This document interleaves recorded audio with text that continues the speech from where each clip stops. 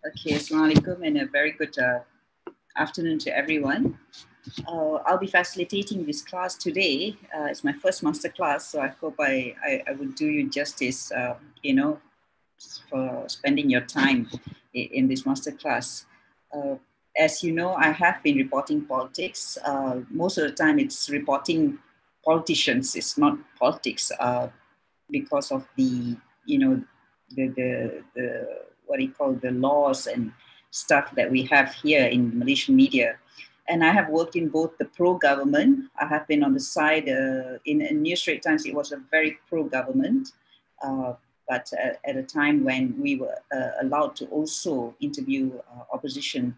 And then I've also worked with Harakah, which is the opposition at a time when they were opposition. Now they're in the government. So opposition party organ. And also that I've also worked with Malaysiakini, despite a very short time, but a very, very meaningful time in my career. It's an honor for me to be with so many journalists and academicians and people who are interested in this discourse. And I'll just go, before I start, let us just recap the resistance movements that we have in Southeast Asia with a short video.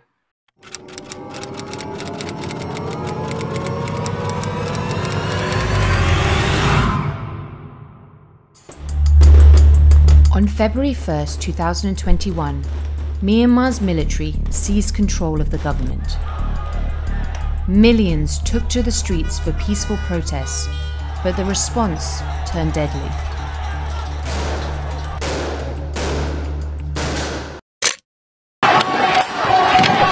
Chaos on the streets of Jakarta. Thousands of students and workers staged rallies across the capital against the government's flagship jobs law. Clashes erupted as police fired tear gas and water cannon to disperse crowds who gathered near the parliament building. Some were throwing stones at police. This is the third day of clashes against President Joko Widodo's controversial new omnibus law. It's aimed at cutting red tape and boosting investment into Indonesia.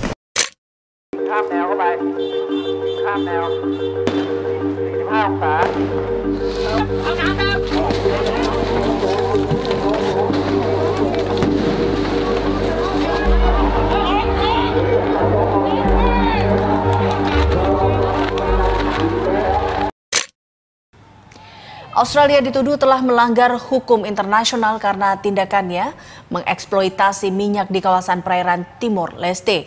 Selama ini tindakan eksploitasi Australia mengacu pada perjanjian pengolahan celah Timor yang disepakati Indonesia dan Australia pada tahun 1989. Para mahasiswa menuntut agar perjanjian tersebut berakhir karena Timor Leste sudah memisahkan diri dari Indonesia sejak tahun 1999. Wearing protective medical gear, protesters gathered at the health department to demand more benefits. Today is the deadline set by President Rodrigo Duterte for the government to pay medical staff their risk allowances. But the government has said it needs more time. Nurses have threatened to resign and unions are warning of more strikes. The national tally of COVID-19 infections has breached 2 million. Okay, so that was a very short video just to recap for what what is happening in Southeast Asia and what happened in Southeast Asia. Before we begin the class, I would like to present my keynote presentation, and I've titled it "Resistance: Media Struggle to Report It as It Is," because that is the responsibility of a journalist. A true journalist reports it as it is without any salt and pepper. The reason I use the word resistance is because in Southeast Asia, could we keep it to that? Yeah. The reason I use the word resistance is because in Southeast Asia, we have many types of resistance, and this word encompasses all kinds of fights, rebellion, uprising, unhappiness, and unseating of the authorities.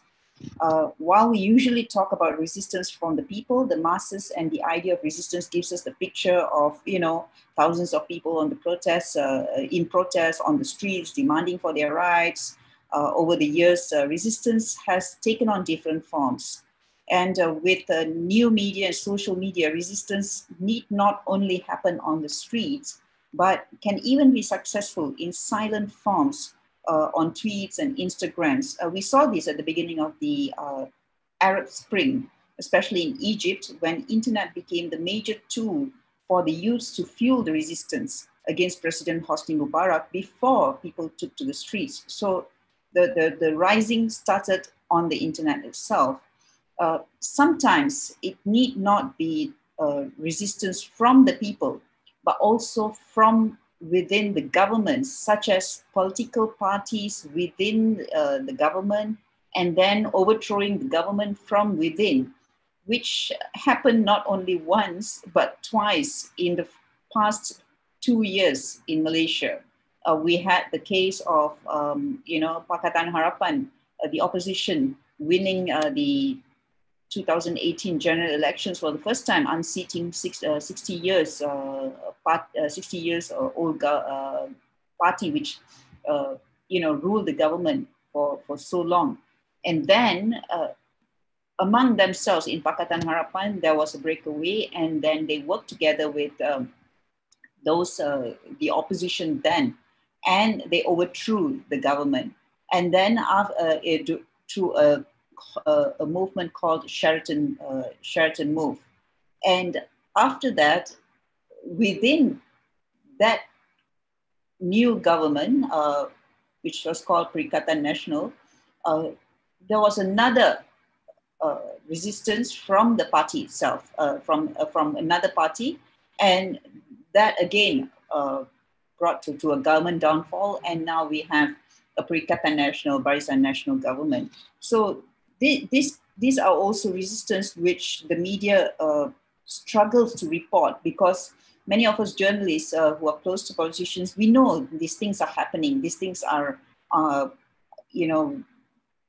happening around under the ground, but it cannot be written. We cannot write, oh, this minister is fighting with this minister, and there's going to be a government downfall in the next few days. We cannot write that, because we are governed by the laws, and we also have to be careful of clamp down by the powers that be that may think that we are out to unseat them. So that's why there are many types of resistance which the media struggles to report.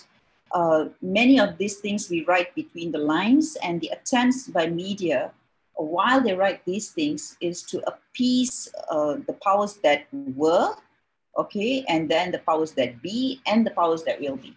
So that is a fine line. I think a lot of the media in Malaysia is playing, and also in most of the countries in Southeast Asia. Okay.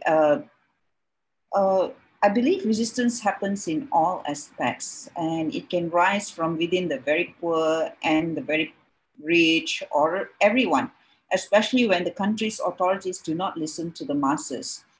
There are types of resistance which can be very political oriented, which is what we hear about every day. Everybody thinks when we talk about resistance, it's all political. It's not. Okay, while there are many other resistance movements which stem from social and economic reasons. Actually, the other two, social and economic, actually are the main causes that lead towards political resistance. The lines are very blurred, actually, but the usual causes of resistance are social and economic unhappiness. It's just common sense.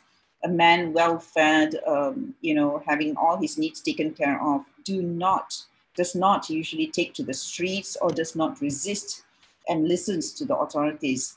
But a poor and hungry man, on the other hand, that is the beginning of when the tables will start turning. So we can always remember, the governments, normally what they do is to ensure there's less resistance. They normally will make sure that their people are well fed, if they're smart, of course. The topic which we intend to cover today, anyway, is a very vast topic. We will never end it here. It is, probably a discussion which is as old as democracy and media themselves. You know, ever since there was a democracy and there was media, that is the struggle. Okay. I'm also looking forward from our speakers on what role does independent media play in keeping the world updated on the political situation. How can we best support suppressed media organizations and individuals? And what is required to refocus international attention on the violence inflicted in countries such as Myanmar?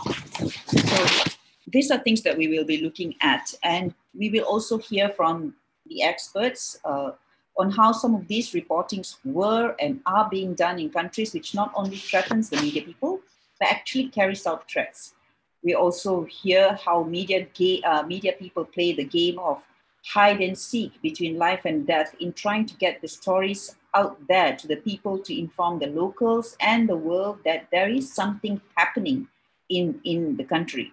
Despite the danger and fear and threats, we will also find out that the media has the responsibility to keep these stories of resistance on the front pages and keep them burning in the minds of the people. We definitely look forward to hearing that what are the ways we can push the authorities and groups such as ASEAN to ensure that the media gets to perform its duty without being targeted. And while I'm eager to hear from the speakers who are very, very experienced in this topic, I am more eager to hear discussion from the participants, as you may have been more hands-on. And I would like a class where the discussion is two-way and not just the droning of academic discourse. I hope the class will be as lively as a resistance movement should be. After all, I believe without the media, no resistance movement would be able to take on the form it wants to be. Without the media, there's no way. Okay. Just keep that. Okay. What is resistance? You know, it is very funny. We see it is a paradox actually when we see countries whose governments came into being through the ballot box and claiming to be practicing democracy, and yet suppress or oppress the media from reporting the movements of uprising and unhappiness of the people, which actually led to the birth of the concept of democracy. So the government that came into being because of democracy. They allowed the people to vote. But when they came into being, then they started putting their foot down on media reporting any other resistance which might unseat them. So in Southeast Asia, we have 11 countries, 10 of which are the ASEAN group. Then we have the newest country with the youngest democracy, Timor-Leste. Of course, Timor-Leste has been trying to get into ASEAN, but mainly Indonesia and Singapore have yet to agree to that. But of course, that is for another discourse and another masterclass by itself. And due to the lack of time and study purposes in this class alone, I would like to look at Indonesia, Timor-Leste, Philippines, Burma, and Thailand, which they have a lot of resistance movements, very obvious resistance movements, which make great case studies for the struggle of media reporting resistance. When we talk about reporting resistance, I refer to how media struggles to report uprising, dissent, and unhappiness among the people, which then translates to resistance movements and calls for reform, in some cases, even a possible revolution. We haven't had a very big revolution in Southeast Asia yet, but we had mini revolutions. And Timor-Leste was the one I think was the biggest because it actually broke away. And it is not all political, as Dr. Koo will point out to you later. It's not all political, as many of these resistance movements begin due to social and economic unhappiness, which then led to uprising against politicians. And then only do they turn into political uprising. I'm sure the speakers will be going into detail to explain the factors which leads to resistance. What we are looking at would be actually on how far the media reports for the masses and followed the demands of the citizens. especially in pursuit of desires for change, fight against corruption, and civil education, including for democratic change through elections. Excuse me. And we will also look at cases of alternative media, which succeeded in being an important source of information and opinion building, and make the traditional media rely on it as news source and as an important indicator of the people's pulse. Excuse me.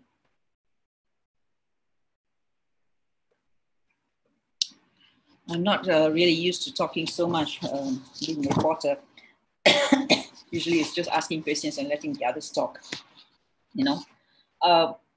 Myanmar is perhaps the currently most difficult country in Southeast Asia for media to report on resistance, as the junta does not spare any mercy in ensuring that the media is muzzled.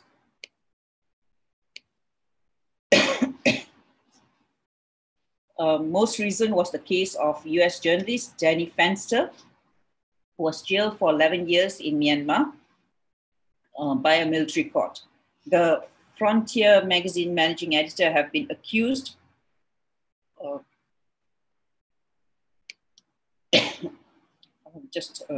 the cough is getting to me. Okay. The most recent was the case of US journalist Danny Fenster, who was jailed for 11 years in Myanmar by a military court. It is appalling that a journalist was tried in a military court, and this magazine managing editor was accused of a range of offenses, which is quite normal in many Southeast Asian countries, including incitement, sedition, and terrorism. The only difference is they actually jailed him here. And since the coup by the junta in Myanmar, the military has also imposed internet blackouts, shut down satellite television, and cracked down on independent media, revoking the publishing licenses of a number of Myanmar news organizations, including Myanmar Now. Fenster is currently among some of the 100 journalists which have been detained since February, and about 30, I think, still remain in jail. And then in June, we have, two other journalists from the news outlet Mizima and one from the Democratic Voice of Burma, DBB, were jailed also under another law. It is a, colonial era law, which was revised to make spreading false news a crime. And many of these laws in many of the Southeast Asian countries are the colonial era law. In Malaysia, we had the ISA, which we did away, but then again, the remnants of it are still within some other laws. And then in Thailand, Philippines, and Indonesia, the resistance movements are quite obvious, okay, with masses taking to the streets and being fought off by the authorities, the water cannons and all that. However, the other countries too, we are not saying they're all, peaceful and there's no resistance movements. The other countries, for Singapore, Malaysia, we have silent resistance from the people, such as inflation because of the prices and inability to vote. For example, in Malaysia, when the 18-year-olds were allowed to vote, but then they were not. They were allowed to vote, but they were not allowed to cast their votes as soon as possible. So, having covered politicians for more than 2 decades, I always believe that there are many ways of reporting such resistance. As sometimes the problem is in Southeast Asia, we have the big brother watching. So we always have to get creative, no doubt. For example, checking the price of the branded clothes, a leader wears is also one way of reporting on resistance. And many a time in Southeast Asian media, for example, in Malaysia, reports of luxurious watches or handbags of politicians or politicians' wives and triggered outcries from the masses that we can even say proud to say that the media was the beginning of the movement of resistance. When people read this kind of reports, they start getting angry, they start questioning, and that's when resistance takes seed among the masses. The same tactics, and this is not something new. Okay, the same tactics were used in the Philippines in the 80s. You know, during the uprising of the People's Revolution days, when the media there started reporting about Imelda Marcos, who was well known for a collection of shoes. This then led to the Filipinos forcing them into exile to Hawaii, as it became apparent that she and her husband, Ferdinand Marcos, the president, stole billions from the Filipino people, which I believe Dr. Eduardo they have yet to pay back in full. In Indonesia, before Suharto was taken down, it was the media which reported the lavish lifestyle and the poverty of the people. They put it side by side so that people judged for themselves. And this led to students on campuses printing from websites and spreading them on campuses before this fed the anger of the people against the corrupt government. Even though it happened in 1998, at that time, Indonesia was still without internet. It was still without mass internet and cheap, cheap connection. So at that time, when people did not really have handphones and stuff, small websites printed these things and then published these things, and then the students took it upon themselves to to print it and then distribute it. And that is how Suharto was taken down. It started in campuses. And I believe it was also the same for Malaysians about the same time during the reformasi movement. And, the thing about Southeast Asia, the virus spreads very fast. And I'm not talking about COVID resistance. When Indonesia had the resistance movement, then Malaysia felt the heat and decided to do the reformasi movement. The last straw was the sacking of former Deputy Prime Minister Anwar Ibrahim then. And then the funny thing in Malaysia is, prior to the 2018 general elections, when 1MDB was being discussed, not many people understood what was 1MDB was about, because it was a massive corruption and thievery, which was done very cleverly. So the same group which fought for reformasi, which resisted against Dr. Mahathir and brought him down, resisted again and brought him up again to be the 7th Prime Minister. So you have, this is how the people resist. They resist, they are not loyal to one politician. So if they see that this politician is corrupt or they don't want them, they will resist and even bring back the old one. Okay. Thailand is a bit different from the other resistance movements in Southeast Asia, because it's an interesting case study, as the rebellion was not only against the elected authorities, but also against the monarchy. Okay, and in Thailand, monarchy is something very, very big. You can lose your life if you go against monarchy, because they have the lèse majesté law. So by the end of 2021, we saw leading figures such as, these names which might be, you must have heard it, Amanampa, Panupong Chatnok, Paritiawarak, Jatupat, Panusaya, Benja Apan, were all detained, and they are awaiting trial in series of detainments and releases. Some were imprisoned for more than 200 days since 2020, after Prime Minister Prayut Chan-o-cha declared to use all laws, including lèse majesté, to the protesters. Lèse majesté is a law when you go against the king. Okay, and that is quite easy to use. If you say anything against the king, if you publish against the king, then you are, considered going against the king. And this law can even, put you behind bars for life. To recap Thailand, the early 2020 protests were against the government of Prime Minister Prayut Chan-o-cha, but then later,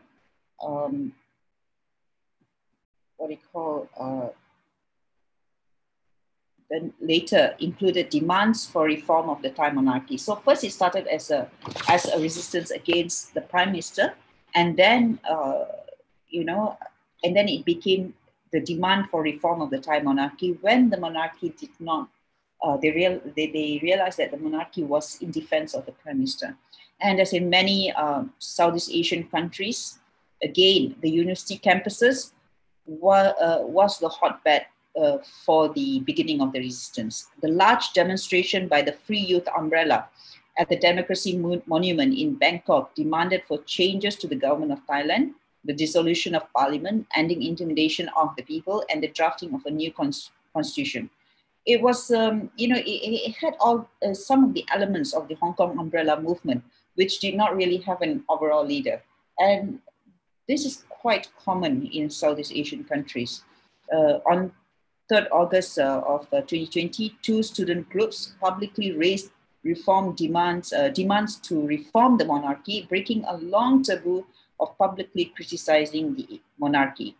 And a week later, 10 demands for monarchy reform were declared. The 19 September rally saw 20,000 to 100,000, could have been more.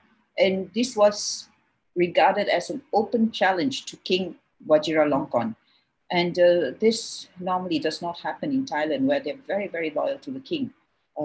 And this is when it happens, the media also decided to jump on, they decided that they just have to report, okay, which was not easy for them to do as well.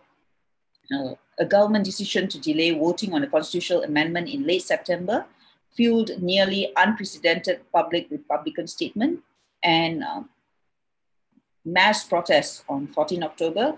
They declared state of emergency in Bangkok, citing what they call alleged blocking of royal motorcade. So then 16 October, we saw the water cannons coming in, the first crackdown by police, and those things that we saw on TV. But it was worth it. They thought it was worth it because in November, the Thai Parliament voted to pass 2 constitutional amendment bills. But then their content shut down the protesters' demands of abolishing the Senate and reformation of the monarchy. So basically, they pretended that they were going to amend the constitution, but at the end, they lashed back at the protesters. And clashes between the protesters and the police and the royalists, you have a big number of royalists in Thailand, became more prevalent. And the first protester died in October 2021, just recent. And with the video showing that he was shot with live rounds by a person inside the police station, which actually was very big. Okay, what is the intimidation? The responses to resistance from the authorities and powers that be come in various forms. It can be subtle or overt or plain defensive. Okay, in countries where with the emergency decree, this is the first thing that the governments will reach out when they have lost all control and they know that they cannot they cannot win against these protesters. Throughout, usually the responses from the authorities sometimes tend to verge on the overkill, and that further results in fueling the resistance or forcing the rebellion to go underground, albeit for a while. Many a time, although the governments might be tempted to give in, okay, it's when you see thousands of your voters on the streets, they might be tempted to give in. Southeast Asian governments usually do not do so at one go. They might make some amends, given a little bit, but then again hold back and then use those requests which the protesters had asked for to entice the masses in the next election to get voted again. So they play this game. And so far, the government responses in Southeast Asia against resistance and resistance reporting would be including, filing criminal charges under the emergency decree. And this emergency decree is in most countries are the colonial era law. Arbitrary detention, police intimidation. Police are very are not independent in Southeast Asian countries, so they are used very freely by the powers that be. They delay the tactics, the deployment of military information warfare units. We have the cyber troopers and all. And then you have the media censorship, which is shutting down the internet, shutting down portals, threatening. We also have that in Malaysia to a certain extent. The mobilization of pro-government royalist groups, who have accused the protesters of receiving support from foreign governments or non-governmental organizations as part of a global conspiracy. Okay, this is a very Western funding is the favorite term to bring back images of colonialism. I'm sure Malaysiakini has gotten it many times. I'm sure, when you get funded, you will see. Okay, and then the deployment of thousands of police protests, that is usually done, to show power. Okay, and just to recap once again, the ASEAN countries tend to work very much in the same fashion when it is trying to put a lid on resistance. While one government may point to another for not listening to their masses in their own country, the same resistance back in their own country will likely be dealt with the same way. They forget when you point one finger to the other person, the other four, the thumb and this one is pointing back at you. So, for example, ASEAN countries have lambasted Myanmar for not condoning human rights on Rohingya and the need for the junta to play to the people. However, the cases of Aborigines and minorities in countries, in Malaysia and in Brunei and all this still go on. And when it comes to talking about media censorship, despite many engagement, ASEAN leaders shy away most of the time. And it is not a popular subject. It's never discussed openly, as all member countries are very well aware that should they talk about it, they might be picked on by the others. So perhaps they rather, just call each other black inside and stay as it is. So these are countries with massive resistance, as I pointed out, with major struggle for media reporting resistance. Myanmar is the most dangerous. Philippines, you have big climb down to the extent of closing down, the ABS network, and then closing down of the portals, for which the portal founder actually got a Nobel Peace Prize. And then you have Indonesia, and although things seem calm at this time, but Indonesia is actually facing some resistance because of the promises that Jokowi made, which they believed. But according to Indonesian journalists, they say that it is now not an overt defensive take that the government is using, but they are using a more subtle.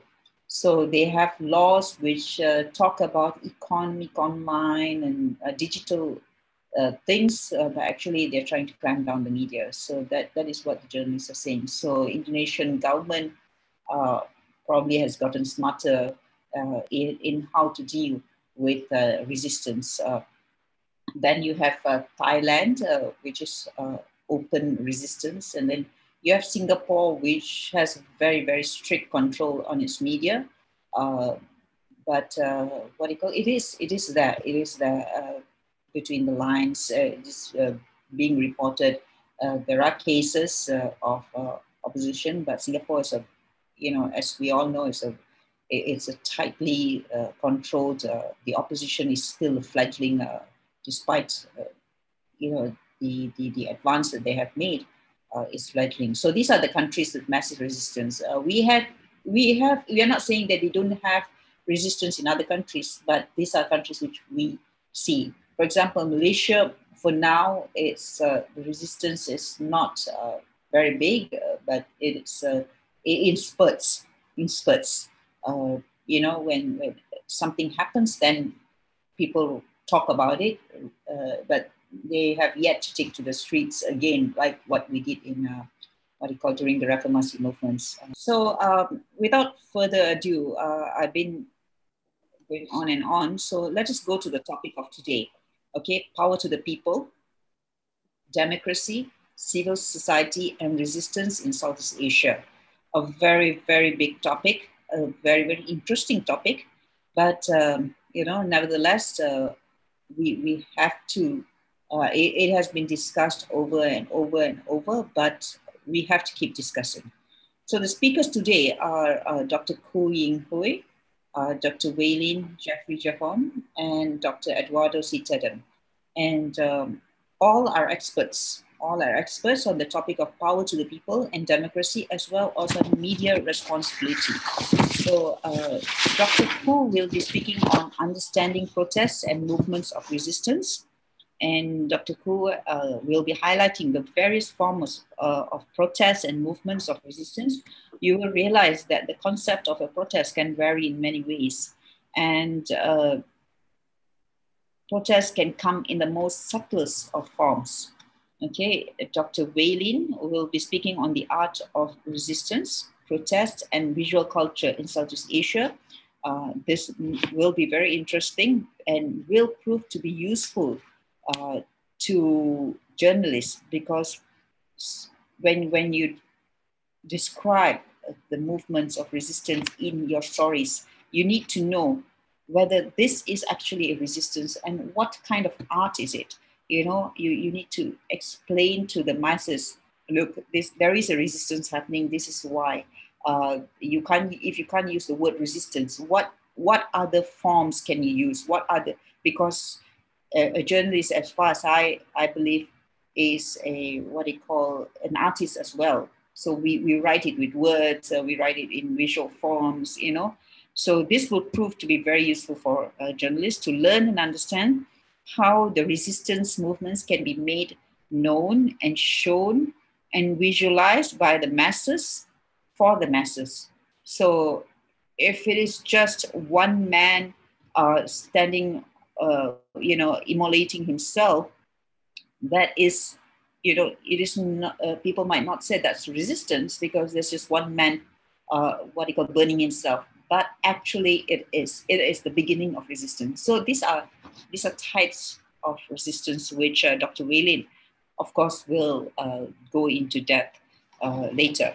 And Dr. Eduardo will talk about the Southeast Asian civil society engagement with the ASEAN process, challenges and alternatives. He will point out the small steps of achievements which have been made with such engagements, and also the need for a stronger push from all sectors to further engage and to further push to get the powers that be to listen to the voices of the masses, especially the media.